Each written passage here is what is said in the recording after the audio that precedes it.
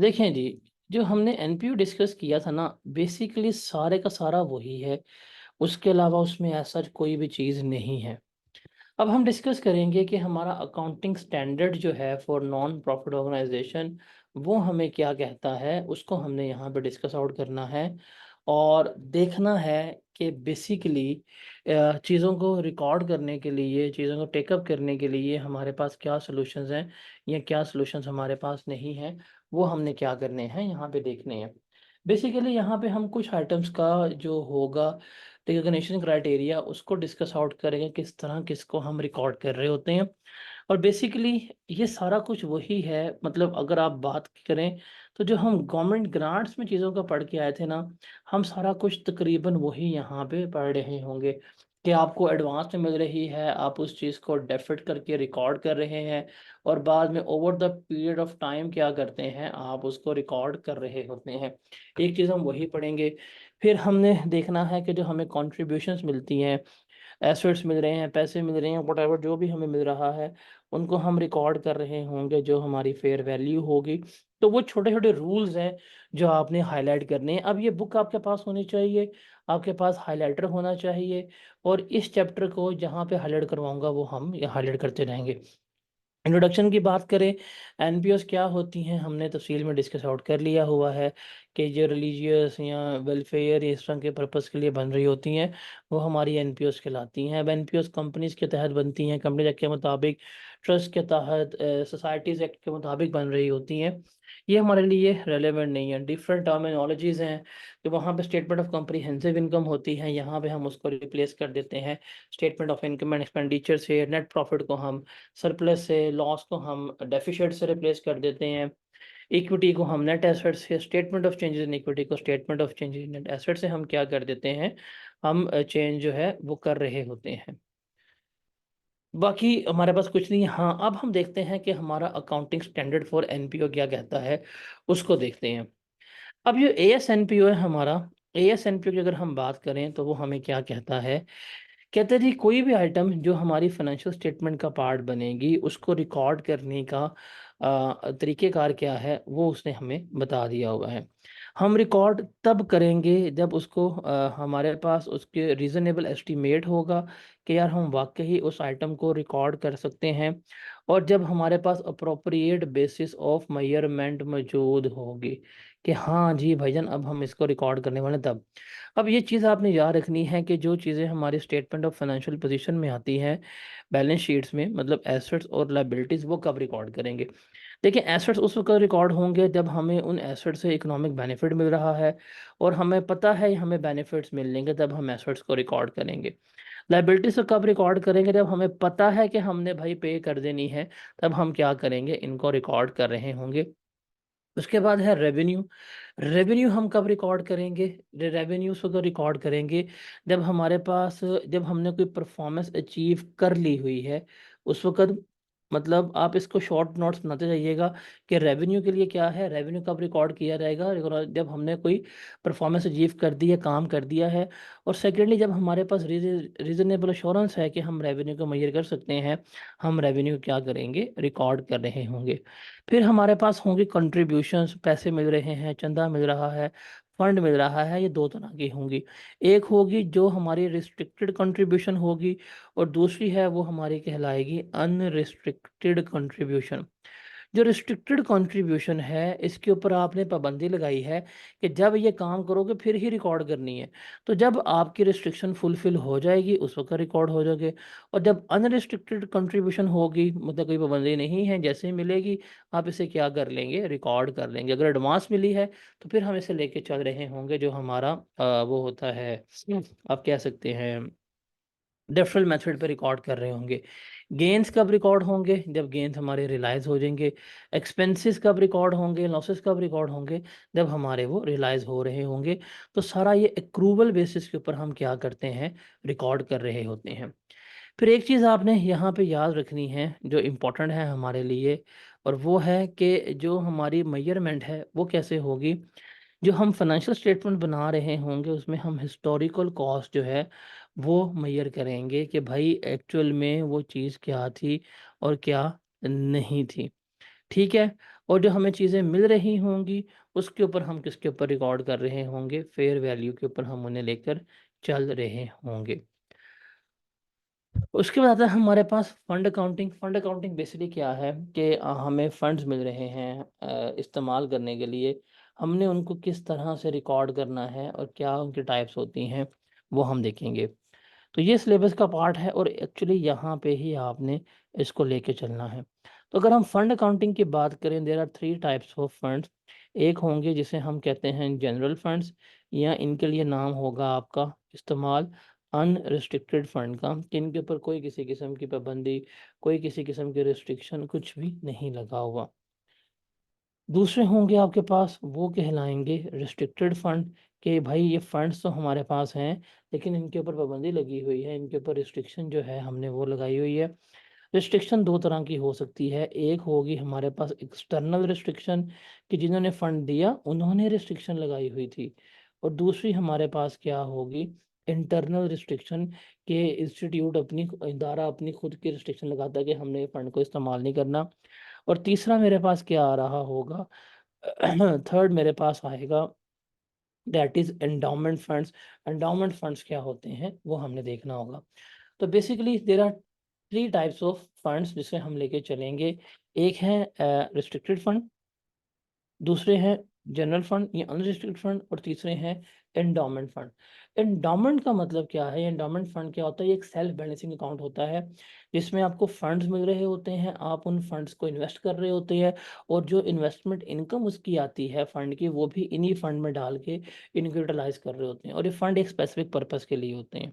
आपको पैसा दे रहे हैं सिर्फ एक इस पर्पस के लिए, आप इस पैसे को इन्वेस्ट कर सकते हैं, जो इन्वेस्टमेंट इनकम आएगी वो इसी फंड में डाल के इसी फंड के लिए इस्तेमाल करने से हम कहते हैं एंडोमेंट। रिस्ट्रिक्टेड फंड क्या होते हैं, कि भाई पाबंदी लगा दी है कि हम आपको सिर्फ इस मकसद के लिए फंड दे रहे हैं, इसके अलावा आप कहीं भी फंड इस्तेमाल नहीं करोगे। अगर आपकी ऑर्गेनाइजेशन ने within the organization restriction लगाई है तो इसे हम कहेंगे इंटरनली रिस्ट्रिक्टेड फंड। और अगर आउटसाइड द ऑर्गेनाइजेशन रिस्ट्रिक्शन लगी है तो इसे हम कहेंगे एक्सटर्नल रिस्ट्रिक्टेड फंड कहेंगे। एक्सटर्नल रिस्ट्रिक्शन जो है वो हमेशा कौन लगाता है, डोनर्स लगाते हैं, जो फंड डोनेट कर रहे हैं। मतलब मैं आज एक बंदे को फंड देता हूँ, मैं कहूँगा भाई ये फंड सिर्फ यहाँ पे इस्तेमाल करना, इसके अलावा इस्तेमाल नहीं होना चाहिए। तो ये मेरा क्या कहलाएगा, एक्सटर्नल रिस्ट्रिक्टेड फंड कहला रहा होगा। और थर्ड है मेरे पास जनरल फंड, जिसके ऊपर लाइक कोई पाबंदी नहीं है, आपको फंड मिल गए हैं, आप इसको एक्सपेंसेस में इस्तेमाल करो, लॉसेस में इस्तेमाल करो, जहां मर्जी इस्तेमाल करो, ये हमारे होंगे जनरल फंड। जैसे एग्जांपल है हमारे पास, हमने इन फंड्स की टाइप्स जो है आइडेंटिफाई करनी है कौन कौन सी है। तो कहते रही पहला देखते हैं, a professional body of accountants the NPO. आपको अगर लग रहा है ये वो है, ये उनकी बात नहीं हो रही, वो भी प्रोफेशनल बॉडी ही है, लेकिन ये उनकी बात नहीं हो रही।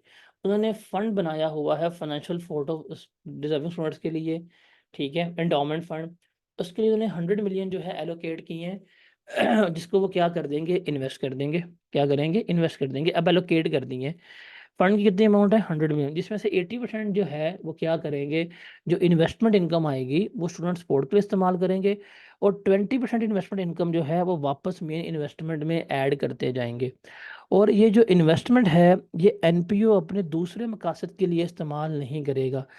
अगर कोई इस तरह का फंड है कि जहाँ पे आप उसको किसी दूसरे मकासद के लिए, पहली बात है, इस्तेमाल नहीं करेंगे, दूसरा उस फंड को आप क्या कर सकते हैं, इन्वेस्ट कर सकते हैं, और इन्वेस्टमेंट इनकम भी वापस आपने फंड में डालनी है, तो इसी को हम फंड को क्या कहते हैं, एंडाउमेंट फंड कहते हैं।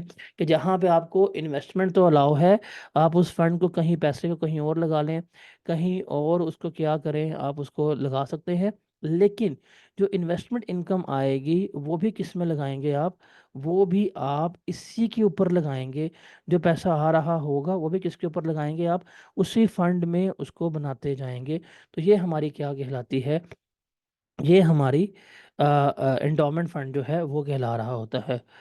उसके बाद है हमारे पास एक हेल्थ केयर है, उसने क्या किया है, उसने एक एनपीओ, उसने मनी रेज की है through special marketing drive in which overseas contributor contributed $100 each, in its safe life fund account the contribution shall be use for NPOs routine operation, के रोजमर्रा के कामों के लिए इस्तेमाल होगा।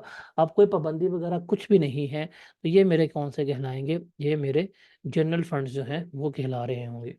फिर एक एजुकेशन एनपीओ है, उसको फंड मिला है स्कूल के डेवलपमेंट के लिए रूरल एरिया में, और फंड रेज कर रहे हैं इसी पर्पस के लिए कि हमें पैसा दो, हम सिर्फ स्कूल के लिए इस्तेमाल करेंगे। तो यहाँ पे रिस्ट्रिक्शन लगी हुई है, तो ये मेरा क्या कहलाएगा, रिस्ट्रिक्टेड फंड कहला रहा होगा।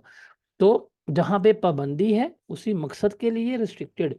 एंडाउमेंट फंड भी क्या होते हैं, रिस्ट्रिक्टेड फंड ही होते हैं बेसिकली, कि सिर्फ ये इसी पर्पस के लिए इस्तेमाल होंगे। बट इस फंड में से इन्वेस्टमेंट अलाउ है, आप इसे दाएं बाएं इन्वेस्ट कर सकते हो, और जो इन्वेस्टमेंट इनकम आएगी वो भी आप मेन प्रिंसिपल में ही क्या करते जाओगे, ऐड करते जाओगे, और इनको आप किसी दूसरे जगहों पर इस्तेमाल नहीं कर सकते। ठीक है।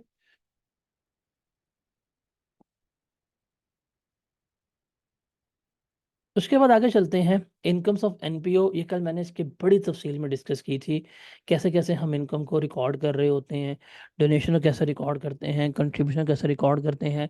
कल हमने ये बहुत तफसील में रिकॉर्ड कर दी थी। अब जहाँ जहाँ पे हमारे पास ये डिस्कशन आएगी एएस एनपीओ की, हम डिस्कस कर लेंगे।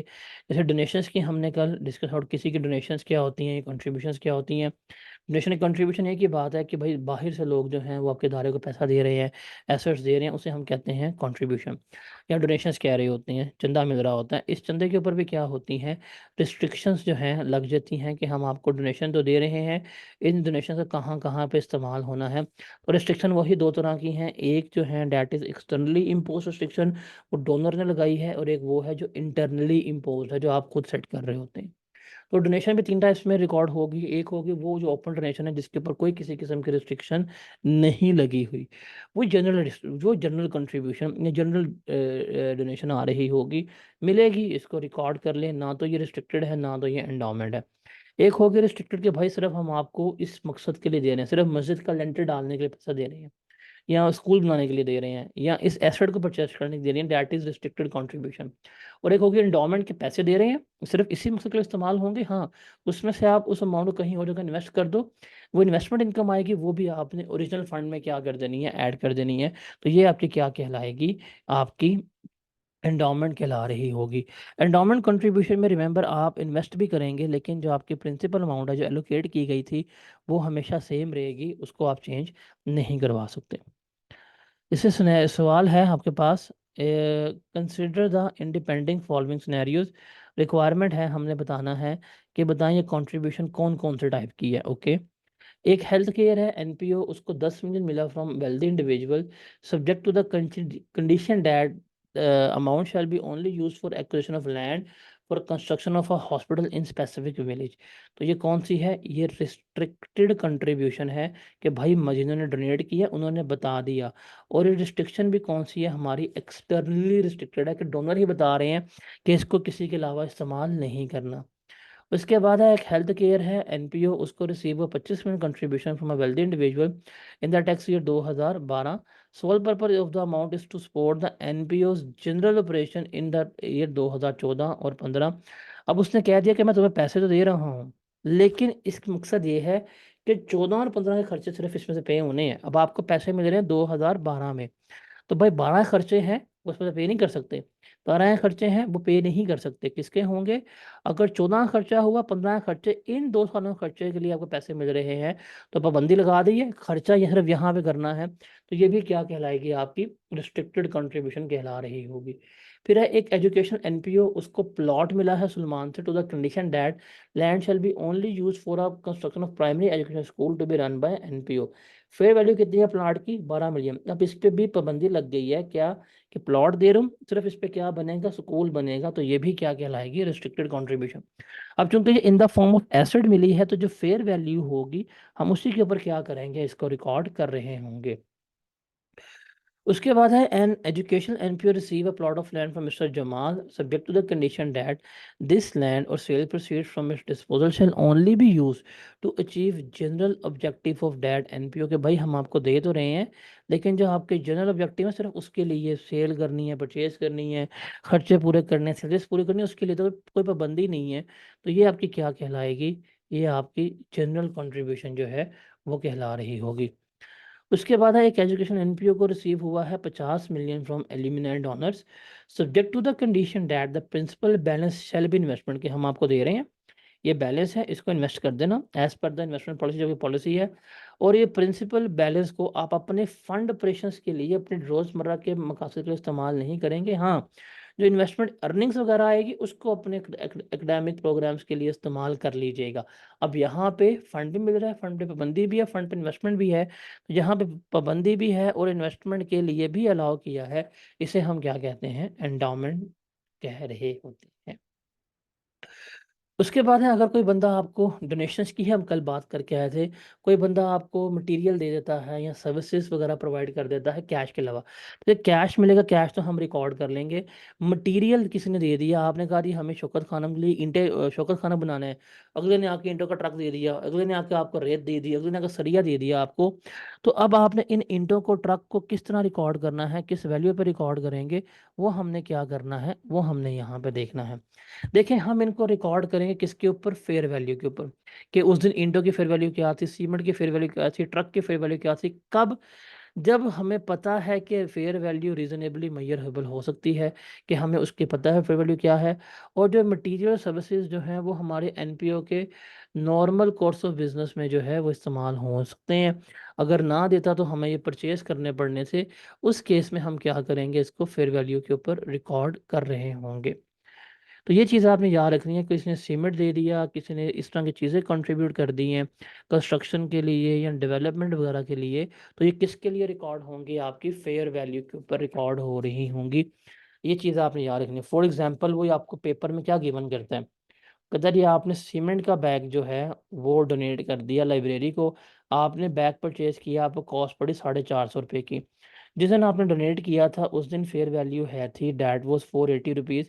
अब ये सीमेंट का बैग जो है ये आप इस्तेमाल करेंगे अपनी कंस्ट्रक्शन ऑफ बिल्डिंग के लिए, तो सर आप इसको एनपीओ वाले 480 का रिकॉर्ड करेंगे उसकी फेयर वैल्यू के ऊपर। उसके बाद है कंट्रीब्यूशन रिसीवेबल्स, मतलब यहाँ पे हम बात कर रहे हैं लेगेसी की, जो हमने उस दिन बात की थी। यहाँ लोग कहते हैं कि जी ठीक है, मैं प्लेज कर रहा हूँ कि जब मैं पाकिस्तान का प्राइम मिनिस्टर बनूंगा तो मैं आपको करोड़ रुपया दूंगा, या जो बिगविस्ट वगैरह होते हैं, विरासत लिख दी गई है उसके बारे में। एक बंदे ने कहा जी प्लेज कर रहा हूँ कि पैसे मैं तुम्हें दे दूंगा, एक बंदे ने कहा मेरे मरने के बाद इतने पैसे जो हैं तुम्हारे हो जाएंगे। तो भाई ये कह रहे हैं, मुझे कह दिया, लिख के दे दिया, मैंने रिकॉर्ड नहीं करूँगा। इन्हें रिकॉर्ड कब किया जाएगा, जब ये दोनों क्राइटेरिया फुलफ़िल हो रहे होंगे। क्या, कि अमाउंट जो रिसीव है उसको आप एस्टिमेट कर सकते हैं वाक़ई इतने पैसे मिलेंगे, और कलेक्शन जो है रीज़नेबली एश्योर्ड है कि मिल जाएगी, अगला मज़ाक नहीं कर रहा। फिर ही क्या करेंगे, आप इस कंट्रीब्यूशन को रिकॉर्ड जो है वो कर रहे होंगे। अब इसमें प्लेज आ जाता है, बिक्विस्ट आ जाता है। प्लेज क्या होता है, बिक्विस्ट का मतलब होता है वक्फ कर देना, कि जी मेरा ये असासे इसके हो गए। प्लेज का मतलब क्या, वादा कर लिया कि जी मैं आपको कैश दे दूंगा, एसेट दे दूंगा, इसमें कोई चीज़ दे दूंगा। सिंपल सी बात है, जब वो ये क्राइटेरिया मीट कर रहा होगा आप प्लेज को रिकॉर्ड कर लेंगे। And same goes with the bequest. उसके बाद रेवेन्यू, रेवेन्यू कब हम रिकॉर्ड करेंगे, देखें जी, पहले बात है कि जो हमारे पास एंडोमेंट कंट्रीब्यूशन होती हैं, अगर हमें कंट्रीब्यूशन मिली थी, एंडोमेंट थी, हमने इन्वेस्ट कर दिए उस तरह के है, तो ये जो पैसा आएगा ये डायरेक्ट हम नेट एसेट्स में लिख लेंगे जाके, इसको हम जो इनकम एंड एक्सपेंडिचर अकाउंट जो है उसमें शो नहीं कर रहे हैं। बिकॉज़ ये जो एंडोमेंट कंट्रीब्यूशन होती हैं, आपको इससे जो पैसा वगैरह आता है, ये ऑफ़िस के लिए, एनपीओ के लिए तो इस्तेमाल हो नहीं सकता। तो सीधे स्ट्रेट कहाँ पे जाएगा आपका, ये बैलेंस शीट में ही जा रहा होगा। जो रिस्ट्रिक्टेड कंट्रीब्यूशन है, जो एक्सपेंसेस के लिए हैं, उस पे जो आपको पैसा वगैरह आ रहा होगा, आप उसको रेलेवेंट एक्सपेंस रिकॉर्ड करेंगे। फ्यूचर पीरियड के लिए आपको कोई कंट्रीब्यूशंस मिल रही हैं, तो आप उससे डेफरल बेसिस के ऊपर रिकॉर्ड करेंगे। आपको जैसे ग्रांट रिकॉर्ड करते हैं, जैसे कल हमने एंट्री पास की थी, पैसा मिला, आप उसे डेफर करेंगे और over the period of time या ओवर द बेनिफिट्स के ऊपर क्या करेंगे, आप उसे रिकॉर्ड कर रहे होंगे। अगर कोई कंट्रीब्यूशंस मिली हैं आपको परचेज़ ऑफ एसेट्स के लिए, तो अगर आपने कोई नॉन डेप्रिशिएबल एसेट खरीदा है, तो उसको सीधा जाके नेट एसेट्स में इंक्रीज़ कर दो।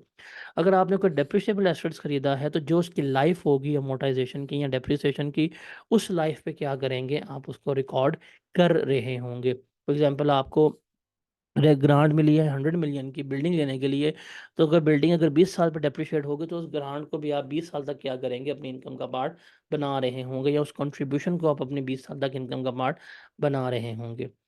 उसके बाद अगर जो भी आपको अनरिस्ट्रिक्टेड कंट्रीब्यूशन मिलती हैं वो तो हमेशा आपके रेवेन्यू में चली जाती हैं, डायरेक्टली हम उसको इसमें लेके नहीं जा रहे होते। फिर अगर आपको रिस्ट्रिक्टेड कंट्रीब्यूशन मिली है रिपेमेंट ऑफ डेट के लिए, कि पैसे दे रहे हैं कर्जा अपने वापस कर लेना, तो सिंपल सी बात है, आप इसको रिकॉर्ड करेंगे एज अ डेफर के तौर के ऊपर। और फ्यूचर पीरियड में जैसे जैसे आप लोन वापस करते जाएंगे, जो लोन की आपकी लाइफ होगी, आप उसे क्या करते जाएंगे, अमोर्टाइज करके अपने इनकम एंड एक्सपेंडिचर अकाउंट में रिकॉर्ड कर रहे होंगे। और ये डेफर्ड कंट्रीब्यूशंस होती हैं, इनको हमेशा आपने, ये जितनी भी डेफर्ड कंट्रीब्यूशन है, जितना भी डेफर्ड आप लेके चल रहे होते हैं, आप इसको रिकॉर्ड करेंगे कि भाई करंट लाइबिलिटीज़ हमारी कौन सी हैं और हमारी नॉन करंट लाइबिलिटीज़ कौन सी हैं। अब दोनों को उसमें क्या करेंगे, रिकॉर्ड कर रहे होंगे, शो कर रहे होंगे। जैसे सवाल है, Ali has been very successful in the business. When he was a young man, he very much enjoyed playing cricket and has found memories of his days at the village cricket club. Cricket का शौकीन था, बचपन में cricket खेलता था, बड़ा शौक था।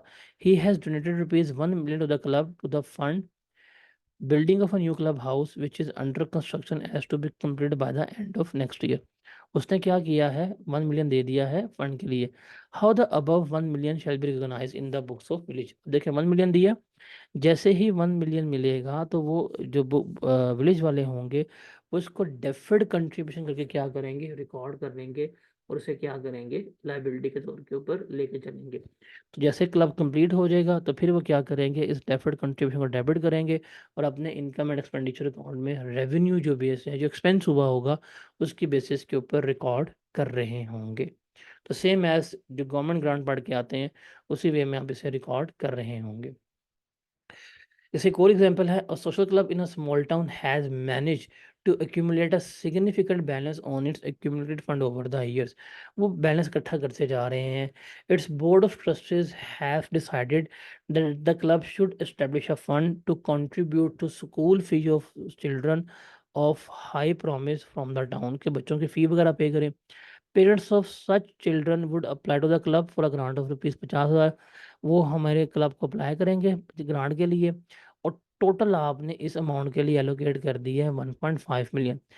अब how the account shall be prepared, और सब्सिक्वेंटली क्या हम कर रहे होंगे। सिंपल सी बात है, देखो आपको पैसे मिल रहे हैं, पैसे तो नहीं मिल रहे, आपके पास जनरल फंड में अमाउंट पड़ी हुई है। तो जनरल फंड से आपने क्या किया है, आप कह रहे हैं कि हमने स्कूल फ़ी वगैरह करनी है। तो आप क्या करेंगे, ये हमने कल इसकी एंट्री पढ़ी थी, हमने बड़ा सा डिस्कस किया था setting up of own fund में। आपका जनरल फंड जो है डेबिट हो जाएगा, और जो आपने स्कूल फ़ी फंड बनाया है वो आपका क्या हो जाएगा, क्रेडिट हो जाएगा। फिर जब आप पेमेंट करेंगे तो स्कूल फ़ी फंड आपका डेबिट हो रहा होगा, और कैश जो है आपका क्या हो रहा होगा, क्रेडिट हो रहा होगा। तो जो कल हम डोनेशंस की बात कर रहे थे, उसमें थर्ड पे हमने वहाँ सेटिंग डिस्कस आउट किया था setting up of own funds, के हम अपने खुद फंड जो है सेटअप कर लेते हैं। तो फंड बनाएंगे, उसकी एंट्री ये हो जाएगी, जब फंड में खर्च करेंगे, एक्सपेंस करेंगे, उसकी एंट्री हम ये पास कर रहे होंगे। फिर जी, a member of cricket club donated ₹2 million for the repayment of loan obtained by club in order to finance its general operation. How the above donation shall be recognized। भाई लोन के repayment के लिए सिर्फ दी है, तो ये तो restricted है कि सिर्फ डेट के लिए है। अब लोदर लोन जो है ना तो उसको एक्सपेंस है ना कैपिटल में आना है, तो आपको मिली है, आपने अगर लोन रीपे कर दिया हुआ है, तो आपको जब मिलेगी तो आप इसे क्या करेंगे, डायरेक्टली अपने रेवेन्यू में क्या करेंगे, रिकॉर्ड कर रहे होंगे। तो कल अब देखेंगे तो आपको ये बड़ा मुश्किल नहीं लग रहा होगा। अगर हम कल इसको डिस्कस करते बेसिक एनपीओ के अलावा, आपको ये उस वक़्त बड़ा मुश्किल लगना था। तो ये चीज़ें हम कल जो डोनेशंस की बात की थी कि जी स्पेसिफिक डोनेशंस हैं, या जनरल डोनेशंस हैं, या आपके पास setting up of own fund है, सिर्फ़ उसी को हमने यहाँ पे डिस्कस आउट कर लिया हुआ है। मेंबरशिप फ़ी, सब्सक्रिप्शन इनकम, मेरे ख़्याल से इसको हमें डिस्कस करने की नीड नहीं है। इसको हमने बेसिक एनपीओ में बड़ा तफ़सीली डिस्कस किया। We have discussed the scenario, we have discussed how to write off, and each and everything जो है वो हमने डिस्कस आउट कर दिए थे।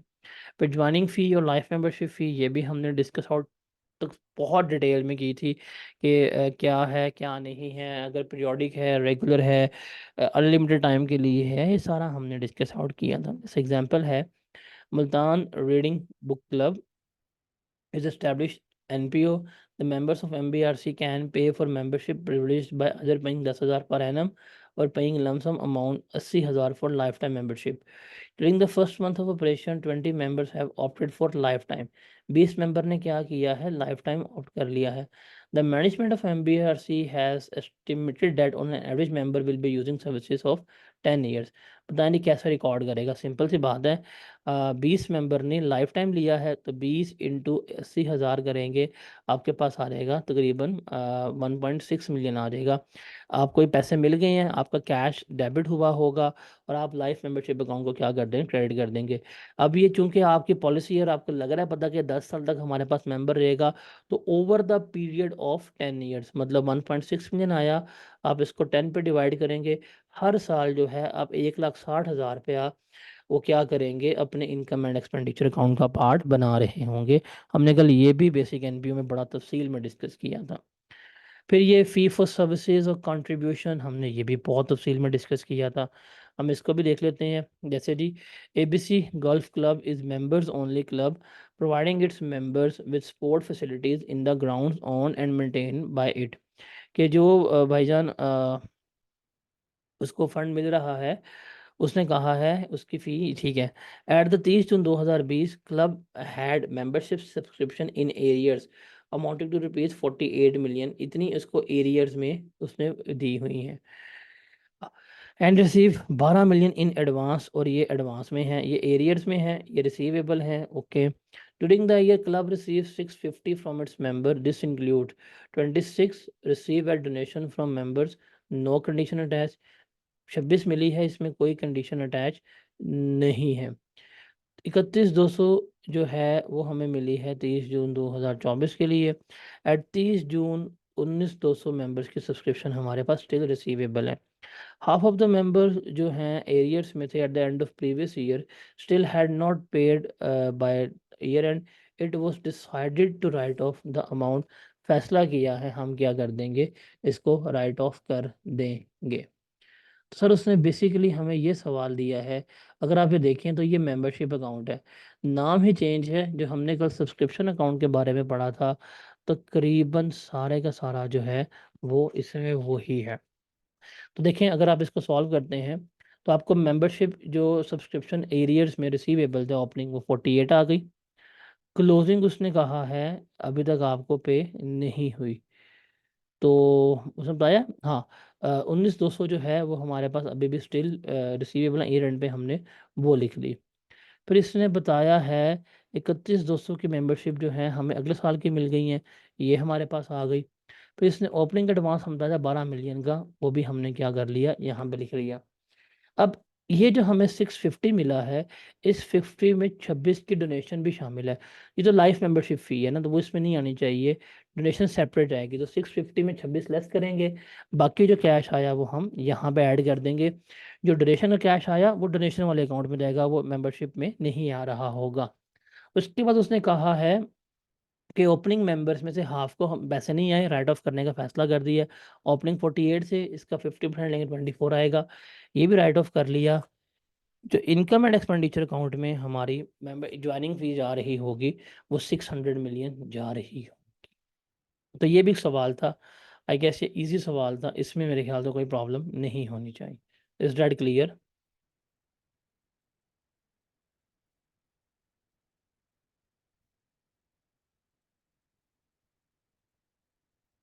ठीक है। उसके बाद है गवर्नमेंट फंडिंग। गवर्नमेंट फंडिंग की जब बात करते हैं तो गवर्नमेंट फंडिंग के लिए इस स्टैंडर्ड को आपने कभी भी नहीं भूलना, बिकॉज जब गवर्नमेंट फंडिंग प्रोवाइड कर रही है तो गवर्नमेंट जो है वो फंडिंग मल्टीपल वेज देख के प्रोवाइड कर रही होती है। मतलब गवर्नमेंट आपको फंड दे सकती है रिलेटेड टू एसेट, गवर्नमेंट आपको फ़ंड दे सकती है रिलेटेड टू एक्सपेंस, गवर्नमेंट आपको फ़ंड दे सकती है इमीडिएट सपोर्ट के लिए, गवर्नमेंट आपको फ़ंड दे सकती है फ्यूचर की सपोर्ट के लिए। तो हम इसे कैसे रिकॉर्ड करेंगे, ठीक है, कि गवर्नमेंट अगर फंड कर रही है, गवर्नमेंट से फ़ायदे हो रहे हैं, तो कैसे रिकॉर्ड करेंगे? सिंपल सी बात है सर, एसेट मिलेंगे तो हम उसको तो रिकॉर्ड करेंगे फेयर वैल्यू के ऊपर। अगर रिलेटेड टू एक्सपेंसेस मिल रही है और वो एक्सपेंसेस फ्यूचर में मीट होने हैं, तो डेफिनेट बेसिस पे रिकॉर्ड होंगे। जैसे जैसे एक्सपेंसेस हमारे कंप्लीट होते जाएंगे, हम इसको अपने इनकम एंड एक्सपेंडिचर अकाउंट का पार्ट जो है वो बनाते जाएंगे। जैसे सवाल है, Mujahid health care is registered NPO and has receive government funding of ₹20 million. Government से फंड मिल गया 20 मिलियन का, for which it has to provide vaccine, जिसकी वजह से उसने वैक्सीन प्रोवाइड करनी है वायरल डिजीज़ की जनरल पब्लिक को without taking any fee from them, और उसने कोई फ़ी वगैरह नहीं लेनी। डिस्कस द अकाउंटिंग ट्रीटमेंट, हमने अकाउंटिंग ट्रीटमेंट जो है वो बताना। अब देखें, ये जो उसको 20 मिलियन मिला है, ये डोजेज बेसिस का मिला है कि 8,000 डोजेज़ हैं, 20 मिलियन को अगर आप डिवाइड करें, जो उसको पैसे मिले हैं 20 मिलियन को 8 के ऊपर, तो 2500 रुपया गवर्नमेंट जो है पर डोज़ दे रही है सर्विसेज का। तो अब जब उसको पैसे मिलेंगे, ये अपनी क्या करेंगे, डेफर्ड लायबिलिटी जो है वो रिकॉर्ड करते जा रहे होंगे। ठीक है? तो गवर्नमेंट फंडिंग मिली, कंट्रीब्यूशन जो है वो रिकॉर्ड होगी। अब जैसे-जैसे वो एक्सपेंस आउट करता जाएगा, उस बेस के ऊपर जितने डोज़ देगा, अवाम को प्रोवाइड करेगा, उस बेसिस के ऊपर वो क्या किया जाएगा, वो उसको अपने इनकम एंड एक्सपेंडिचर अकाउंट का पार्ट बनाता जाएगा। जैसे एक और देखते हैं, एक NPO receive funding to undertake a specific research project. NPO contracts at its own discretion with a scientist to perform the research. NPO would not have undertaken the research project had the funds not been available. Whether the funding revenue and cost of scientific services presented on the ghost और net basis, बताएं जी, हम किस पे record करेंगे भाई? ना तो अभी हमारा रिसर्च प्रोजेक्ट स्टार्ट हुआ है, ना हमने कोई ऐसा कॉन्टैक्ट किया है। तो एक्सपेंसेस जो इनकर हो रहे हैं, आप उन एक्सपेंसेस को रिकॉर्ड कर लो। जब वो रिसर्च हो जाएगी, फिर उसका रेवेन्यू जो है हम क्या करेंगे, रिकॉर्ड करेंगे। इट मीन्स कि हम इसको नेट बेसिस पे रिकॉर्ड नहीं कर सकते।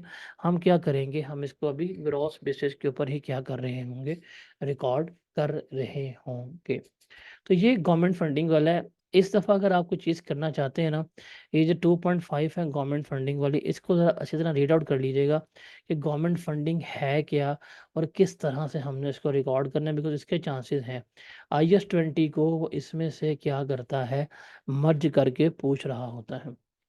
फिर इन्वेस्टमेंट इनकम, इसके बारे में भी हमने बेसिक एनपीओ में डिस्कस की थी। इन्वेस्टमेंट इनकम क्या होती है और अभी हमने देख ली है। एक इन्वेस्टमेंट इनकम, इसके ऊपर कोई रिस्ट्रिक्शन नहीं है, इनकम मिल रही है, सीधी उठा के अपने जनरल फंड का पार्ट बना लो। एक वो है जिसके ऊपर रिस्ट्रिक्शन लगी हुई है, तो जब रिस्ट्रिक्शन ख़त्म होगी, आप उसको तब क्या, अभी रिस्ट्रिक्शन लगी हुई है तो उसको लिखो रिस्ट्रिक्टेड फंड में, जैसे ही रिस्ट्रिक्शन ख़त्म हो जाएगी तो उस इन्वेस्टमेंट इनकम को इनकम एंड एक्सपेंडिचर अकाउंट का पार्ट बना लें। और थर्ड जो है वो हमारी क्या होगी, एंडाउड होगी या एंडाउमेंट होगी।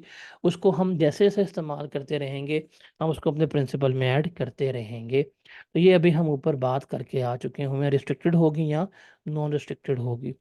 फिर प्रॉफिट फ्रॉम रनिंग ऑपरेशंस जो है, मेरे ख्याल से इसको डिस्कस करने की ज़रूरत नहीं है। ये अगर हम कॉफ़ी शॉप रन कर रहे हैं, इस तरह की एक्टिविटी से जो प्रॉफिट आ रहा होता है वो भी हमने देखा था, सेल्स होगा, उसमें से कॉस्ट ऑफ सेल्स वगैरह लेस करेंगे, सारा कुछ हमारा यहाँ पे आ जाएगा। तो हमने ये कल डिस्कस आउट कर लिया।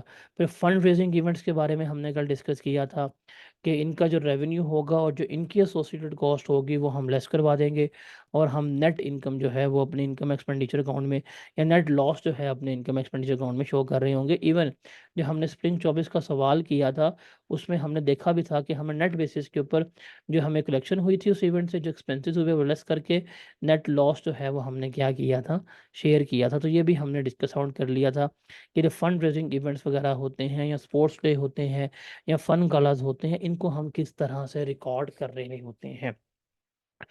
तो यहाँ तक सारी हमारी बात थी कि ये तमाम पॉलिसीज़ रेवेन्यू की, कि हमारी एनपीओ में रेवेन्यू आना कहाँ-कहाँ से है, हमें पैसा मिलना कहाँ-कहाँ से है, उसको हमने कैसे रिकॉर्ड करना है, कैसे हमें फ़ंड मिलेगा तो हम फ़ंड को उठा के अपने रिस्ट्रिक्टेड फंड में लिखेंगे, या हम उसको जनरल फंड में लिखेंगे, या हम उसको एंडोमेंट फंड में लिखेंगे। और जैसे परफॉर्मेंस कंप्लीट होती रहेगी तो हम फंड से उठा के movement income and expenditure account में करेंगे। तो ये सारे रूल्स हैं। अगर आप इसमें देखें तो चंद एक ही रूल्स हैं जो आपको देखने पड़ेंगे। बाकी सारा हमने, फॉर एग्जांपल, आपको इन्वेस्टमेंट इनकम भी देखना पड़ेगा, या गवर्नमेंट फंडिंग देखनी पड़ेगी, या थोड़ा सा आपको देखना पड़ेगा ये रिस्ट्रिक्टेड है या एंडाउमेंट वाला है या जनरल फंड वाला है। बाकी रूल्स सारे जो हैं वो मैंने आपको करवा दिए थे। हाँ, अलबत्ता ये चीज़ें इंपॉर्टेंट है कि अगर आपके इन्वेंट्रीज हैं या नॉन करंट एसेट्स हैं वो किस बेस के ऊपर रिकॉर्ड होंगे, उनकी क्या पॉलिसीज होंगी, उनको हमने कैसे रिकॉर्ड करना है। देखिए, एक डिस्पेंसरी है, उस डिस्पेंसरी को क्या किया जा रहा है, उस डिस्पेंसरी को आप दवाइयाँ दे रहे हैं, उस दवाइयाँ जो है बेचनी होती हैं, या उसके अलावा एक क्या कहते हैं, लाइब्रेरी है, उसको आप बुक्स वगैरह दे रहे हैं।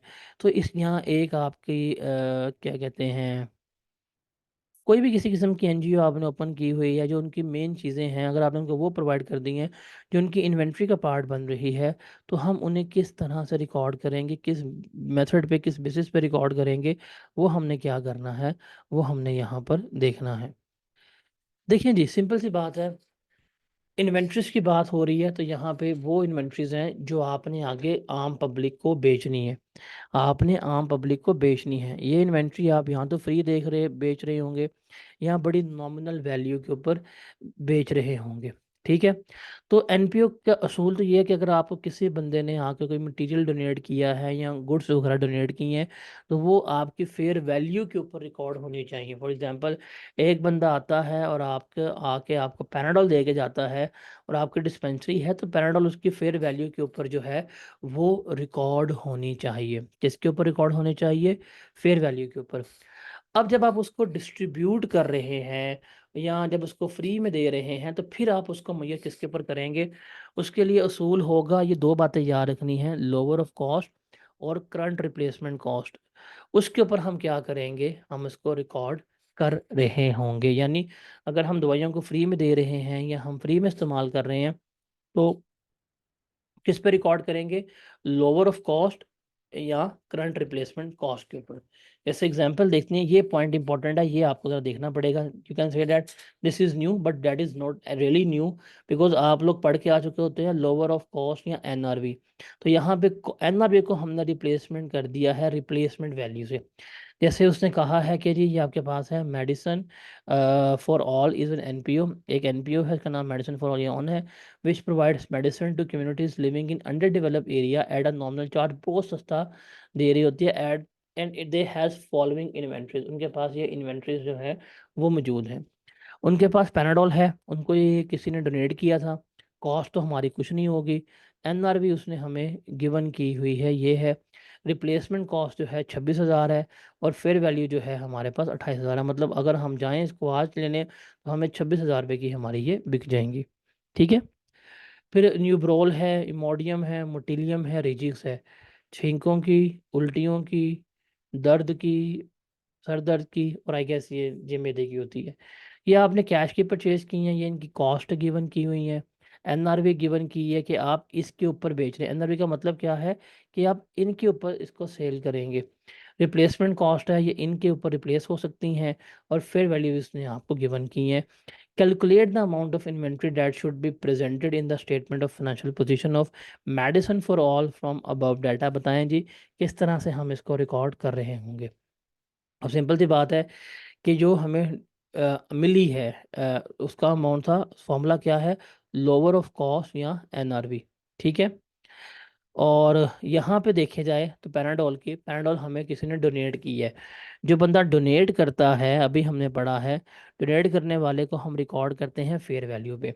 इसकी फेयर वैल्यू 28,000 रुपया है, रिप्लेसमेंट कॉस्ट 26,000 रुपया है। तो लोअर पे हो गया, तो ये किसके ऊपर रिकॉर्ड होगी? 26,000 के ऊपर रिकॉर्ड होगी। न्यूबरली कॉस्ट है 24,000 रुपया, रिप्लेसमेंट कॉस्ट है 24,500 रुपया, लोअर 24,000 है, हम इसको 24,000 के ऊपर रिकॉर्ड कर रहे होंगे। इमोडियम की कॉस्ट है 12,000 रुपया, मैं चेंज करूंगा तो लेके आऊंगा तभी 12 की मिलेगी, ये भी इस पे रिकॉर्ड हो रही होगी रिप्लेसमेंट कॉस्ट के ऊपर। मोटिलियम ली थी 15,000 रुपये की, रिप्लेसमेंट कॉस्ट 14,700, तो किस पे रिकॉर्ड होगी? 14,700 के ऊपर। रजिक्स ली 18,000 रुपये की, रिप्लेसमेंट कॉस्ट है 18,300, तो ये किस पे रिकॉर्ड होगी? 18,000 के ऊपर। तो टोटल इन्वेंट्री जो है आपकी 94,700 की शो हो रही होगी। तो ये इन्वेंट्री वाला पॉइंट जो है एनपीओ में इम्पॉर्टेंट होता है। अगर वो आपको कोई हॉस्पिटल वगैरह दे दे तो आप उसको इस तरह से टेकअप कर रहे होंगे। फिर है कलेक्शंस। कलेक्शंस जो हैं बेसिकली एसेट्स ही हैं, आर्ट वर्क्स होते हैं, जिनको आप क्या करते हैं, एग्जीबिशन पे लगाते हैं, लोग आते हैं, देखते हैं, टिकट लगाते हैं, आप उनसे पैसे ले रहे होते हैं। ये एग्जीबिशंस वगैरह, ये आर्ट वर्क्स हो गए, आर्टिफैक्ट्स वगैरह हो गए, इनको लेके बैठे होते हैं आपने। इनके पास सारे क्राइटेरिया जो हैं वो एसेट्स वाले ही हैं, लेकिन हम इनको कभी भी पीपी में नहीं लिख रहे होते। फॉर एग्जांपल अगर एक म्यूजियम है, म्यूजियम में मूर्तियाँ पड़ी हुई हैं, सिक्के पड़े हुए हैं, कॉइन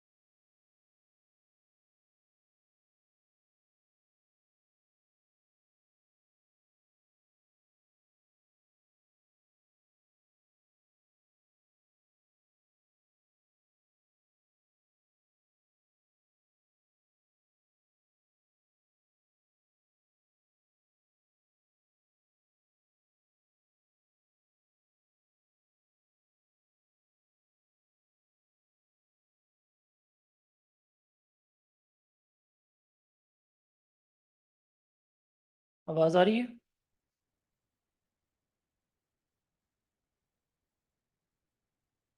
आवाज़ आ रही है?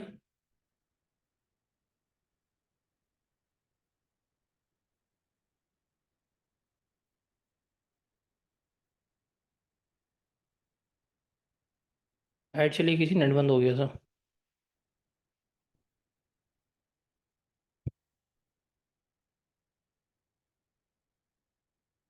आवाज़ आ रही है मुझे, आवाज़ और स्क्रीन कैमरा पता नहीं क्लियर है? हाँ, आवाज़ स्क्रीन और कैमरा क्लियर है सबको?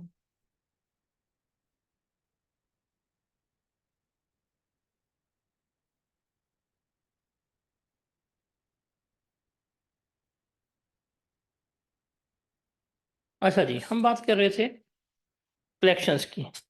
जैसे म्यूज़ियम है, एक म्यूज़ियम में तस्वीरें पड़ी हुई हैं, मूर्तियाँ पड़ी हुई हैं, मेडल्स पड़े हैं, कॉइन पड़े हुए हैं, एग्ज़िबिशन पे लगाए होते हैं, लोग आते हैं, देखते हैं। इस तरह एनजीओज़ के पास भी चीज़ें होती हैं, जो उन्होंने एजुकेशनल बेसिस के लिए रखी होती हैं, रिसर्च बेसिस के लिए। उसको बड़ा प्रोटेक्ट एंड प्रिज़र्व किया होता है, दिखाते हैं, लोग आते हैं, देखते हैं और आपको क्या कर रहे होते हैं, उसके पैसे वग़ैरह दे रहे होते हैं। रिमेंबर ये जो है ना, इन्हें हम कहते हैं कलेक्शन। और ये एसेट्स की तमाम क्वालिटीज़ को फुलफ़िल कर रहे होते हैं, बट इन्हें हम एसेट्स का पार्ट नहीं बनाते, इन्हें हम अपना पीपीई में रिकॉर्ड नहीं करते, बट ये रिकॉर्ड होती हैं हमारी एज़ अ कलेक्शन के तौर के ऊपर ही हम इसे क्या कर रहे होते हैं, शो कर रहे होते हैं। इसके ऊपर जो कलेक्शंस हैं, उसको हम क्या करेंगे, हम इसको उसके ऊपर ही शो कर रहे होंगे, मीन्स इसको डेप्रिशिएट या अमोर्टाइज़ हम नहीं कर रहे होंगे। और कॉस्ट क्या होगी कलेक्शंस की? बेसिकली दैट इज़ जो बेनिफिट्स हमें मिल रहे होते हैं, जितने की एक्वायर की होती है, या जो उसके इंक्रीमेंटल बेनिफिट्स हैं, वो हम सारे उसकी कॉस्ट में क्या करते हैं, ऐड कर रहे होते हैं। बिकॉज़ ये आर्ट वर्क्स होते हैं, हिस्टोरिकल ट्रेजर्स वगैरह होते हैं, हम इनको डेप्रिशिएट नहीं करते। उसके बाद पीपीई है। पीपीई यहाँ पे बड़ा आसान है आपको, कि पीपीई क्या है एनपीओ के पर्सपेक्टिव में, वो जो आप इस्तेमाल कर रहे हैं, जिसको एक्वायर किया है, कंस्ट्रक्ट किया है, डेवलप किया है, जिसको आप सेल करने के लिए नहीं रख रहे और जो आपका पार्ट ऑफ कलेक्शन नहीं है, वो पीपीई होगा। जो कंट्रीब्यूटेड एसिड हैं, जो लोगों ने दिए हुए हैं, अगर वो सारा क्राइटेरिया फुलफ़िल हो गया है कि रीज़नेबल एश्योरेंस है, एसिड मिल गया है, तो आप उसे किस के ऊपर रिकॉर्ड करेंगे? फेयर वैल्यू के ऊपर रिकॉर्ड करेंगे। अगर फेयर वैल्यू मेज़रेबल नहीं है, तो फिर आप उसको नॉमिनल वैल्यू पे क्या कर रहे होंगे? रिकॉर्ड कर रहे होंगे। फिर यहाँ पे कांसेप्ट अप्लाई होता है, जब हमारे पास एसेट आ गया, रिकॉर्ड कर लिया, उसको उसकी ओवर लाइफ जो है, उसके ऊपर डेप्रिशिएट किया जाएगा, जो डेप्रिसिएशन का रेट होगा, जो पॉलिसीज़ होगी, उसके मुताबिक हम कर रहे होंगे। फिर कुछ एसेट्स हैं जो हमारे डेवलप होते हैं ओवर टाइम, उस पे लेबर, मटेरियल जो हमारा इनकर हो रहा होगा, वो सारे का सारा क्या होगा, हमारा कॉस्ट ऑफ द एसेट बन रहा होगा। तो यहाँ पे जब आप एसेट्स की बात करते हैं, तो इनके ऊपर वही आपका आईएएस 16, आईएएस 23, 36, मतलब सारे नॉन करंट एसेट्स जो हैं आपके, वो यहाँ पे अप्लाई हो रहे होंगे। ठीक है? डेप्रिसिएशन की पॉलिसी, इम्पेयरमेंट की पॉलिसी, सारा कुछ आपने वही इस पे रिकॉर्ड करना है। तो there is not a new thing जो आप इसमें लेकर चल रहे होंगे। इनका लॉस, इनका सब कुछ वही करेंगे। अब हमारे पास आता है कि हमने जब इनकी फाइनेंशियल स्टेटमेंट्स बनानी है, तो कैसे बनाएँगे और किस तरह, बिकॉज़ 4 फाइनेंशियल स्टेटमेंट्स जो हैं, चारों हमारे सिलेबस का तो पार्ट है। हमने कल डिस्कस आउट तो कर ली थी। पहले हम बात करते हैं स्टेटमेंट ऑफ फाइनेंशियल पोजीशन की। देखें, there are 2 types of funds, एक है रिस्ट्रिक्टेड फंड मेथड और दूसरा है डेफरल मेथड। हमने यहाँ पे अपने स्टेटमेंट्स जो हैं, वो डेफरल मेथड पे बनानी है, रिस्ट्रिक्टेड फंड्स के ऊपर हमने अपनी स्टेटमेंट्स नहीं बनानी होती। तो एंडोमेंट कंट्रीब्यूशन जो है, हमने वो शो करनी है। इंटरनली रिस्ट्रिक्टेड बैलेंस जो है, वो हम शो करेंगे। और एक्सटर्नली बैलेंसेस भी जो हैं, वो हम शो कर रहे होंगे। और तीनों जो हैं किस में जाएँगे, हमारे नेट एसेट्स में शो हो रहे होंगे। अगर एसओएफ की बात करें, कल हमने बेसिक से फॉर्मूला पढ़ा था कि आपके पास कैपिटल एसेट्स आ जाएँगे जो पीपी में पार्ट बनते हैं, कलेक्शन शो करेंगे, इन्वेस्टमेंट्स हैं आपकी शो हो जाएँगी। फिर करंट एसेट्स में जो आपकी इन्वेंटरीज़ हैं, एक्सपेंसेस हैं, सब्सक्रिप्शन जो आपने भी रिसीव करनी है, कैश एंड कैश इक्विवेलेंट आ जाएँगे। फिर लायबिलिटीज़ में जो डेफर्ड लायबिलिटीज़ में जो करंट नॉन करंट हैं, वो लिखेंगे, लोन्स लिखेंगे। करंट लायबिलिटीज़ में करंट लायबिलिटीज़ जो सब्सक्रिप्शन एडवांस में मिली हैं, एक्सपेंसेस जो आपके पेएबल हैं, वो आ जाएँगे। फिर जब यहाँ पे आप फंड बैलेंस में आएँगे, तो थोड़ा चेंज सिर्फ़ यहाँ पे आपका आता है, नेट एसेट्स में। यहाँ पे आप जनरल फंड अलग शो करेंगे, नेट एसेट्स जो हैं रिस्ट्रिक्टेड फंड वाली इंडोमेंट अलग शो करेंगे, और जो इंटरनल रिस्ट्रिक्टेड फंड है उनको आप क्या कर रहे होंगे, अलग शो कर रहे होंगे।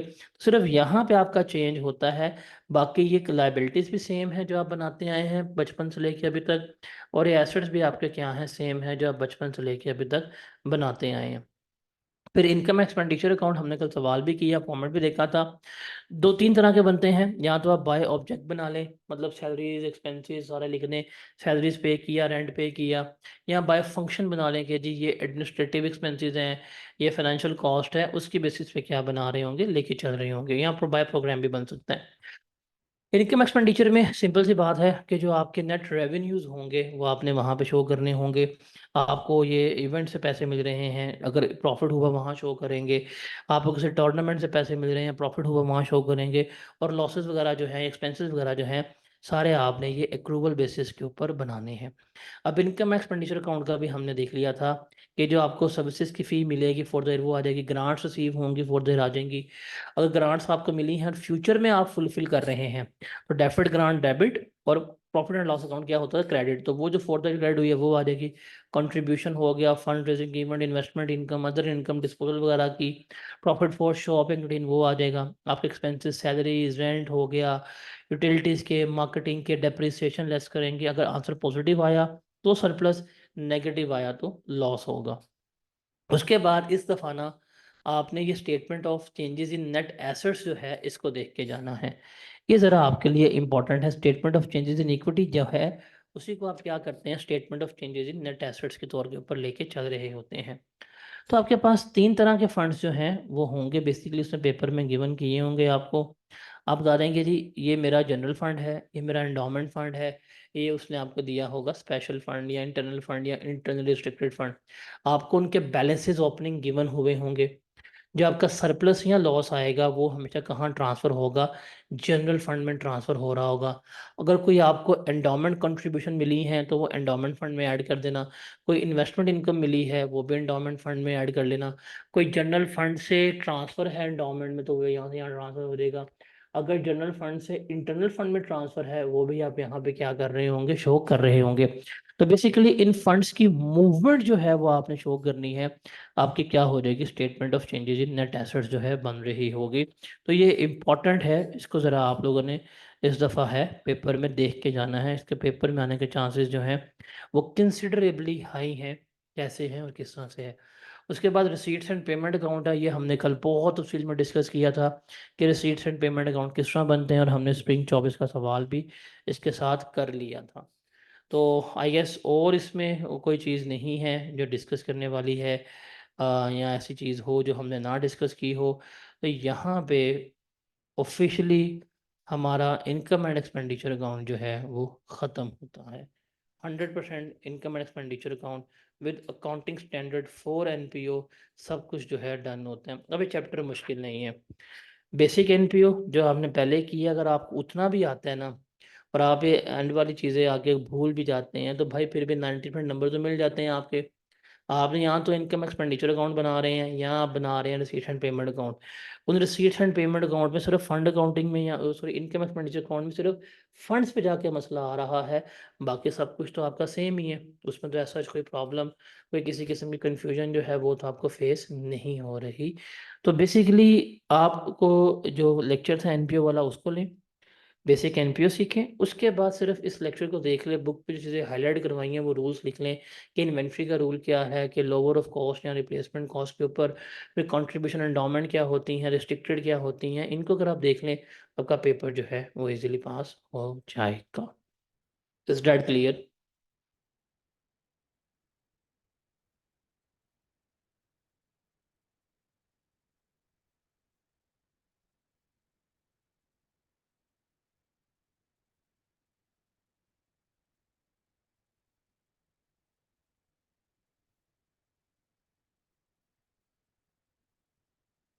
हम 10 मिनट का ब्रेक करते हैं, फिर ब्रेक के बाद हम अपने यहाँ दो तीन सवाल और करते हैं, जिसमें हम देखते हैं कैसे हमने ये बनानी है, और सारी वर्किंग वगैरह जो है वो हम यहाँ पर डिस्कस आउट करते हैं।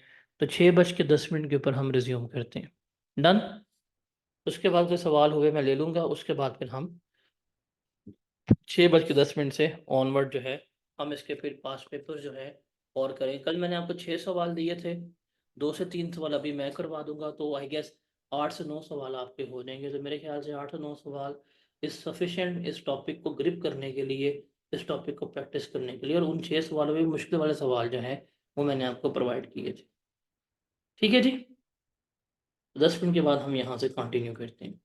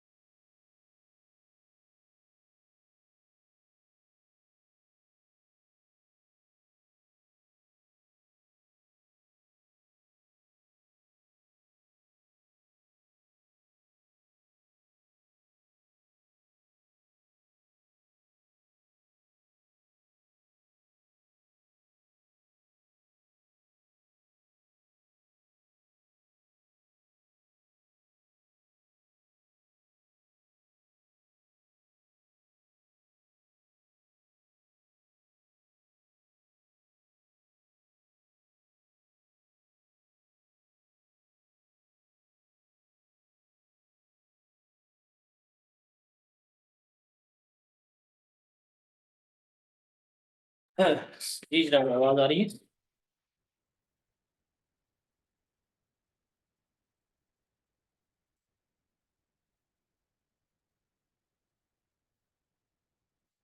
आवाज आ रही है?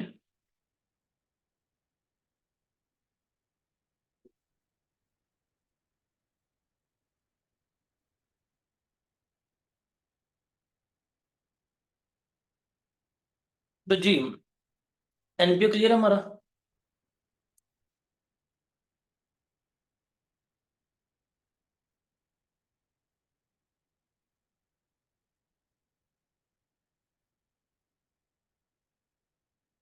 एनपीओ क्लियर है।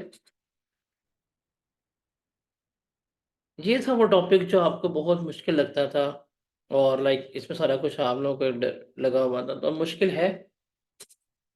6 सवाल मैंने कल दे दिए थे, अभी एक सवाल ये करवाता हूँ। 6 सवाल दिए, 7वां कल क्लास में करवाया था। एक सवाल अभी हम और देख लेते हैं मेरे ख्याल से। बाकी एक या दो सवाल खुद कर लीजिएगा, इनफ है। लाइक सरेसिस क्लब, मेहताब वेलफेयर, ये दो ही खुद कर लो ना, बहुत है आप लोगों के लिए। 6 वो, एक कल 7वां और एक 8वां ये। देखते हैं, ये सवाल हमारा रिसेंट अटेम्प्ट का ही है। Prepare following using different method. आपने statement of income expenditure account बनाना है 31 दिसंबर 2021 के लिए, और एसओएफपी भी इसकी आपने क्या करनी है, बनानी है। Following is the trial balance of Mehtab welfare hospital 31 दिसंबर 2021 को, उसने हमें ट्रायल बैलेंस गिवन की है। कैपिटल वर्किंग प्रोसेस है ईयर एंड के ऊपर, कैश एट बैंक है, क्लोजिंग इन्वेंट्री है, ये हमारा क्लोजिंग बैलेंस होता है। कॉन्ट्रीब्यूशन रिसीव है, जनरल फंड ओपनिंग हमारा, मेडिकल इक्विपमेंट है, और मेडिकल इक्विपमेंट 320 का डेबिट है, और 100 का हमारे पास क्रेडिट है। Okay. Medicine supplies use, other expenditures. Other expenditures हमारे यहाँ पे आ रहे हैं, पेबल्स में आ रहे हैं। रिसर्च कॉस्ट है, रिस्ट्रिक्टेड फंड हमारे पास 180 का है। सैलरीज हैं, इसने हमें क्या किया है, ट्रायल बैलेंस जो है वो गिवन किया है। तो इस ट्रायल बैलेंस की बेसिस के ऊपर हम क्या कर सकते हैं, हम कैलकुलेट कर सकते हैं कि कितना हमारा बन रहा होगा, हमने कौन कौन से हमारे एक्सपेंसेस आएंगे। फिर जो रिस्ट्रिक्टेड फंड है ना हमारे पास, उसने इसका ब्रेकअप दिया है 180 वाले का, कि 180 में से हॉस्पिटल बिल्डिंग फंड जो है वो 120 का है, कंट्रीब्यूशन हमने रिसीव किया कंस्ट्रक्शन बिल्डिंग के लिए। रिसर्च फंड जो है वो हमारा कितने का है, 60 का है। As per the resolution of board of trustees, MWH is required to allocate 20% of surplus each of the year to the fund. उसने क्या करना है, सरप्लस जो है वो क्या करना है यहाँ पर लिखना है। ओके। कॉन्ट्रीब्यूशन को रिसीव हुई है 55 मिलियन की फॉर कंस्ट्रक्शन ऑफ हॉस्पिटल्स। यहाँ पे कंट्रीब्यूशन आ रही है 281 की। उस 281 में से 55 की कंट्रीब्यूशन जो है वो हॉस्पिटल के लिए है, तो ये तो रिस्ट्रिक्टेड कंट्रीब्यूशन है। During the year, MWH also received construction material having fair value of rupees 65 million for hospital building which has not been recorded। ये रिकॉर्ड नहीं किया, तो ये तो हम इसके अंदर क्या कर देंगे, ऐड कर देंगे। MWH has completed the construction of building on 1 अप्रैल 2021। उसने क्या की है, उसने बिल्डिंग की कंस्ट्रक्शन जो है वो कंप्लीट कर ली है। और कितने की हुई है, मतलब अप्रैल में कंप्लीट हो गया था, अप्रैल से वो अवेलेबल है। डेप्रिसिएशन चार्ज होगी 5% के ऊपर, और बाकी एसेट्स के ऊपर डेप्रिसिएशन चार्ज होगी हमारी 10% के ऊपर। तो ये सर हमारा बड़ा बेसिक सवाल है। आपने इसकी इनकम देखनी है, और आपने इसके एक्सपेंसेस जो हैं वो क्या करने हैं, वो रिकॉर्ड करने हैं। तो क्वाइट इजी सवाल है। अगर हम देखें, हम इसका अगर इनकम एंड एक्सपेंडिचर अकाउंट के ऊपर आए सबसे पहले, तो कंट्रीब्यूशन है इसके पास दो तरह की। कंट्रीब्यूशन हम यहाँ पे देख लेते हैं जिसने हमें यहाँ पे गिवन की है, बिकॉज कंट्रीब्यूशन इसने हमें यहाँ पे गिवन की है, दैट इज 221 की। हम यहाँ पे ले लेंगे कि ये इसकी कंट्रीब्यूशन आ गई 221 की। इसने कहा है इस 221 में ये 55 मिलियन की शामिल है जो रिस्ट्रिक्टेड के लिए है, तो वो रिस्ट्रिक्टेड वाली तो यहाँ नहीं आएगी ना। तो जो जनरल कंट्रीब्यूशन होती है वो हमें रिसीव होती है, तो हम वो डायरेक्टली किसका पार्ट बनाते हैं, अपने इनकम एंड एक्सपेंडिचर अकाउंट का पार्ट बना रहे होते हैं। तो ये आ जाएगा 226। फिर हमें मिली है हॉस्पिटल के लिए कंट्रीब्यूशन। अब जो हॉस्पिटल के लिए मिली है, हॉस्पिटल बनेगा तो ओवर द लाइफ हम उसको रिकॉर्ड करेंगे। अभी हम इसको देखते हैं। और कंट्रीब्यूशन ही है इसके पास, बाकी इसके एक्सपेंसेस की डिटेल्स भी है, वो भी हम यहाँ पे लिख लेते हैं। इसने जो हमें अपने एक्सपेंसेस की डिटेल गिवन की है, तो उसने हमें बताया है कि इसकी यहाँ पे जनरल फंड है, कैश एंड बैंक है, मेडिसिन एंड सप्लाईज यूज 76 की ये एक्सपेंस है, और अदर एक्सपेंस 19 का आ रहा है। ठीक है, सैलरीज हैं 53 की, वो हम लिख लेते हैं। हमारे पास उसने मेडिसिन हमें गिवन की हैं, डेट वॉज 76 की। अदर एक्सपेंसेस जो हैं हमारे, डेट वॉज 19। सैलरीज जो हैं वो उसने हमें गिवन की थी यहाँ पे 53 की। तो ये तीन एक्सपेंसेस हमारे यहाँ से पकड़े गए हैं। रिसर्च कॉस्ट है, तो कैपिटल होनी चाहिए, जिसमें नहीं चाहिए, रिसर्च पे खर्चा होगा इसका। और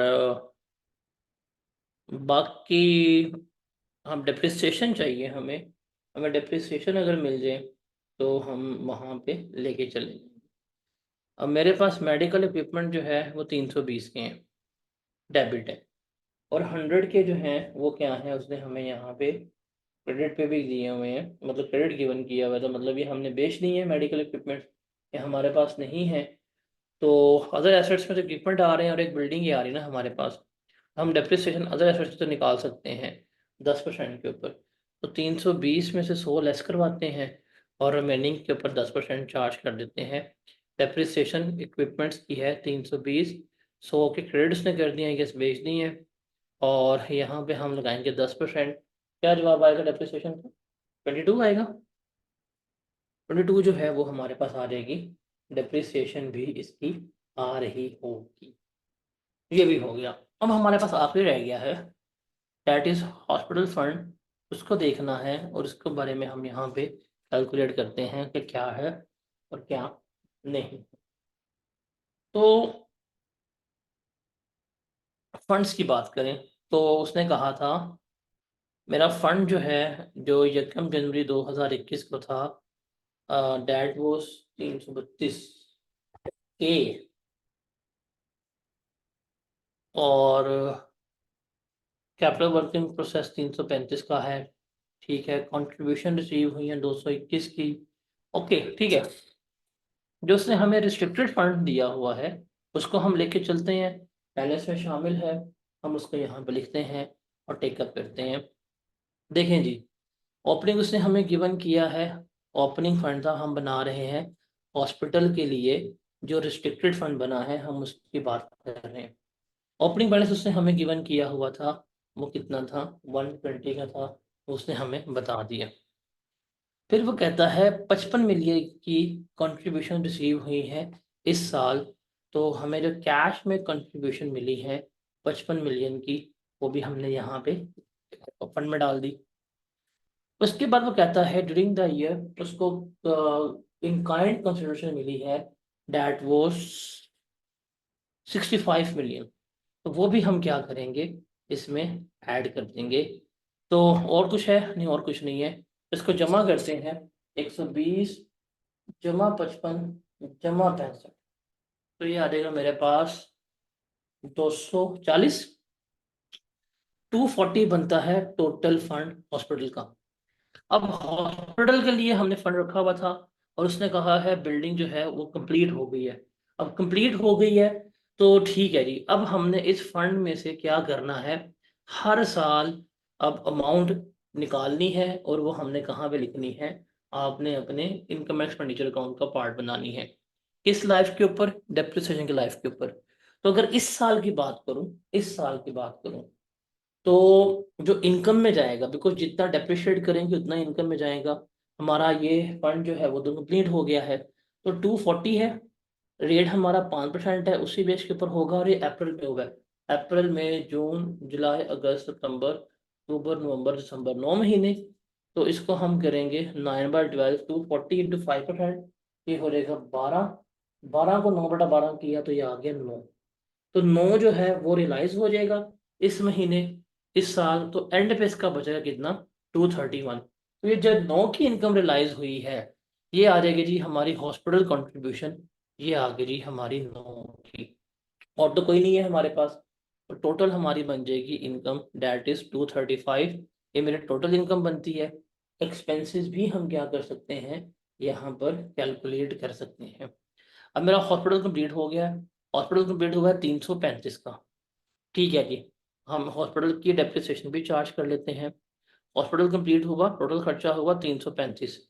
उसने फिर मुझे यहाँ पे कहा था कि ये जो कंट्रीब्यूशन मिली है कंस्ट्रक्शन मटेरियल की, ये रिकॉर्ड ही नहीं की, और ये मटेरियल तो बीच में ऐड होना चाहिए। तो हम इसको भी क्या करेंगे, 65 को ऐड कर देंगे। 335 जमा 65, तो ये गालिबन हो जाएगा हमारा 400। तो डेप्रिसिएशन रेट जो है हमारा 5% है। और इस साल जो कि अप्रैल में कंप्लीट हुआ है, तो 9/12 करके डेप्रिसिएशन लेंगे, तो हमारी डेप्रिसिएशन आ जाएगी 15। 15 जो है वो हमारी डेप्रिसिएशन बन रही होगी। और तो इसके खिलाफ में कुछ भी नहीं है। एक्सपेंसेस डेप्रिसिएशन भी हमारी हो गई है, इनकम भी हमारी पूरी हो गई है। और एक्सपेंसेस को जमा कर लेते हैं। एक्सपेंसेस कितने बनते हैं, 76 प्लस 19 प्लस 53 प्लस 22 प्लस 15, 185 बनेंगे। 185 आपके एक्सपेंसेस आ गए। 235 में से 185 लेस करवाएं, आई गेस सरप्लस आ रहा है। If I am not wrong, कितना होगा, 235 में से 185 ये 50।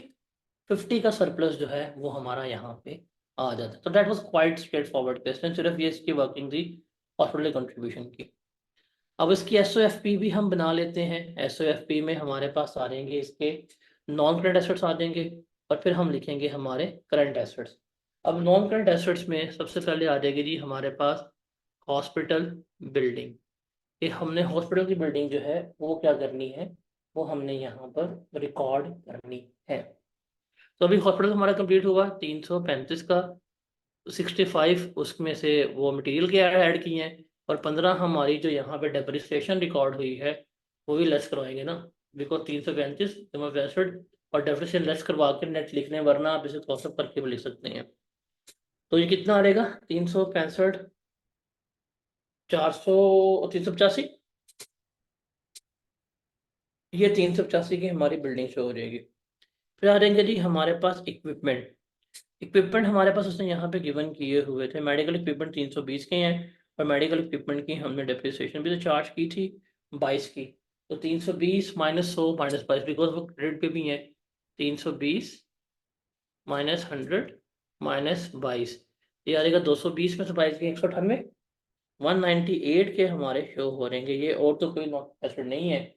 इसको हम लिख लेंगे, कितना आ जाएगा मेरे पास ये 583। ये मेरा क्या बनेगा, नॉन करंट एसेट्स बन रहे होंगे। उसके बाद हम चलते हैं करंट एसेट्स में। अब करंट एसेट्स में मेडिसिन एंड सप्लाईज आ रही हैं, और एक कैश एट बैंक आ रहा है। कैश एंड बैंक है हमारे पास 60 का, वो आएगा। और मेडिसिन जो हैं, एक तो यूज है ना 76 की, एक है मेडिसिन जो यूज है, एक है क्लोजिंग इन्वेंट्री 14 वाली, तो यही आ रहा है 14 और 60। तो हम यहाँ पे करंट एसेट लिख लेते हैं। करंट एसेट बैंक है हमारे पास 60 का, और सप्लाईज जो हैं वो कितने की है हमारी, 14 की है। तो ये हो जाएगा 74। तो ये इसमें ऐड करेंगे 583 में 74, तो टोटल एसेट्स हमारे पास कितने होंगे, 657 के। कितने होंगे, 657 के जो हैं हमारे क्या होंगे, टोटल एसेट्स कंसिडर हो रहे होंगे। अब हमारे पास आता है इसका फंड्स। फंड्स की बात करते हैं। फंड्स हमारे पास एक है जनरल फंड, और एक है रिसर्च फंड। जनरल फंड है और रिसर्च फंड है। ओके, तो हम इसको यहाँ पे देखते हैं जी क्या है और कैसे है। जनरल फंड है हमारे पास, उसने हमें गिवन किया, दैट इज 332। हम यहाँ पे लिख लेते हैं सबसे पहले जनरल फंड वो कितना है, 332। इसमें हमने ऐड करना है सरप्लस फॉर द ईयर, वो हमारा आया है 50 का। उसने कहा है as per the resolution of board, कि बोर्ड की रेजोल्यूशन के मुताबिक 20% सरप्लस हम जाएगा रिसर्च फंड में। इसका मतलब हम सरप्लस का 80% ऐड करेंगे। 50 का सरप्लस आया है, 20% जाएगा उसमें रिसर्च फंड में, 80% हम लेके इसमें ऐड कर रहे होंगे। तो 50 का 80% कितना आएगा, 40। 40 हम इसमें ऐड करेंगे, तो ये आ जाएगा मेरे पास 372। फिर है मेरे पास रिसर्च फंड। रिसर्च फंड इसने मुझे गिवन किया हुआ है, दैट इज रिस्ट्रिक्टेड फंड है, और वो 60 का है। ये जी फंड है मेरे पास 60 का। हमारी रिसर्च कॉस्ट इनकर हुई है वो कितने की, 33 की। हम पढ़ के आज चुके हैं रिस्ट्रिक्टेड फंड 3 मिलियन गया था, इसकी जो कॉस्ट है इसमें से लेस करवा दो, लेस हो गई। और 50 का सरप्लस था, इसका 20% हमने यहाँ पे एलोकेट करना है। तो 50 में 10 इसमें हम यहाँ पे कर देंगे, 60 - 33, ये हो जाएगा जी मेरे पास 27, प्लस 10 ये हो जाएगा 37, ये हम इसमें ऐड कर देंगे। 372 जमा 37 कितना बनेगा, 409। 409 जो है वो मेरे पास क्या बन रहा होगा, आ रहा होगा। अब हम चलते हैं लाइबिलिटीज में। अब हम आएंगे लाइबिलिटीज में। एक है मेरे पास नॉन करंट लाइबिलिटीज, और दूसरी है मेरे पास करंट लाइबिलिटीज। करंट लाइबिलिटीज में यहाँ पे हमारे पास आ रहा था पेएबल्स 17 का, वो हम यहाँ पे लिख लेते हैं कि ये मेरे पास आ गए हैं पेएबल्स, और वो कितने हैं, 17 के हैं, वो हमने यहाँ पे लिख लिए। अब आते हैं जरा फंड के ऊपर। ये देखें जी, ये फंड है मेरा। अब ये फंड चूंकि मेरी बिल्डिंग बन गई हुई है, डेफर्ड लाइबिलिटी है, इसको over the period of time मैंने क्या करना है, रिकॉर्ड करना है। और ये 5% है, तो मतलब अगले साल इसका 5% जो है रियलाइज हो जाना है। तो बताएं कितना बनता है।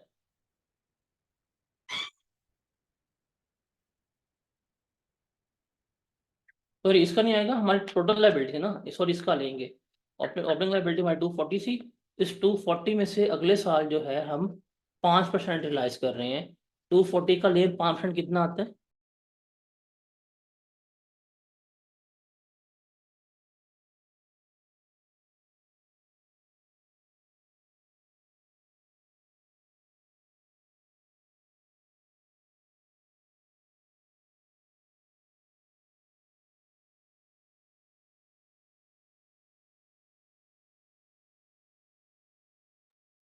बारह। ठीक है जी। तो इस 240 में से, 240 हमारा फंड था, इसमें से 12 अगले साल रियलाइज हो जाएगा, और रिमेनिंग कितना बचेगा हमारे पास। टोटल फंड मेरे पास 240 था, ठीक है, इस साल का। इस 240 में से इस साल रियलाइज हुआ 9 का, अगले साल रियलाइज होगा 12 का, रिमेनिंग कितना आएगा, 219। ठीक है जी। तो 12 अगले साल रियलाइज हो रहा है, तो करंट लायबिलिटी में जो डेफर्ड कंट्रीब्यूशन आएगी हॉस्पिटल की, वो होगी हमारे पास 12 की। और नॉन करंट लायबिलिटी में जो हॉस्पिटल की डेफर्ड कंट्रीब्यूशन आएगी, वो कितनी होगी हमारे पास, 219 की होगी। तो ये जमा करें, 409 जमा 219 जमा 17 जमा 12, क्या जवाब आता है।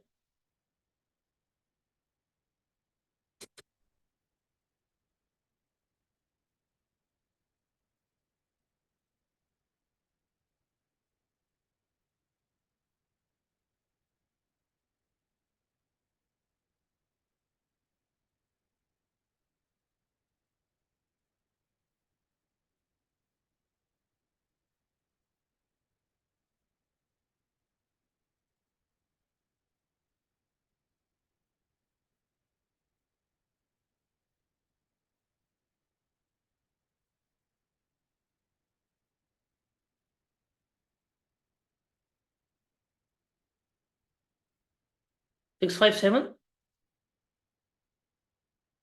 यही था 657। तो हमारे एसेट्स और ये आपस में क्या करते हैं, मैच करते हैं।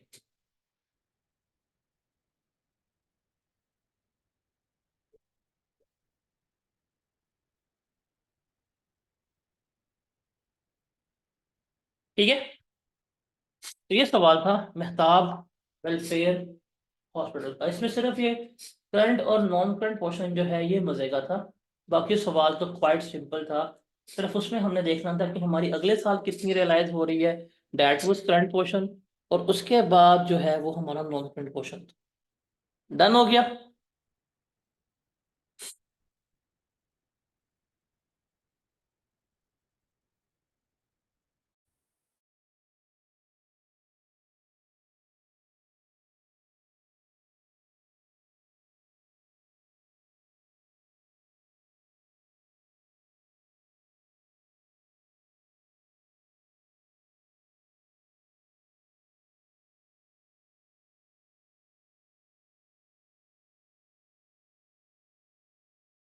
यहाँ पे हमारा ये वाइंड अप होता है। अब इसमें एक सवाल होगा सेल्स क्लब वाला, एक वो खुद कर लीजिएगा, और एक होगा आपका एसटेक वाला। ये दो सवाल कर लें, इसके अलावा आपको एनपीओ में कोई सवाल करने की ज़रूरत नहीं है। ठीक है जी।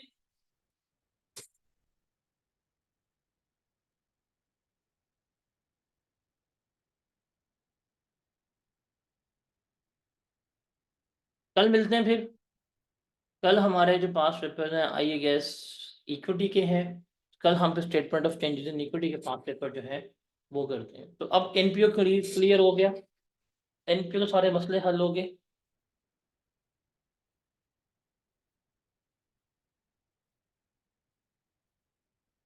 अब पेपर में हो जाएगा एनपीओ।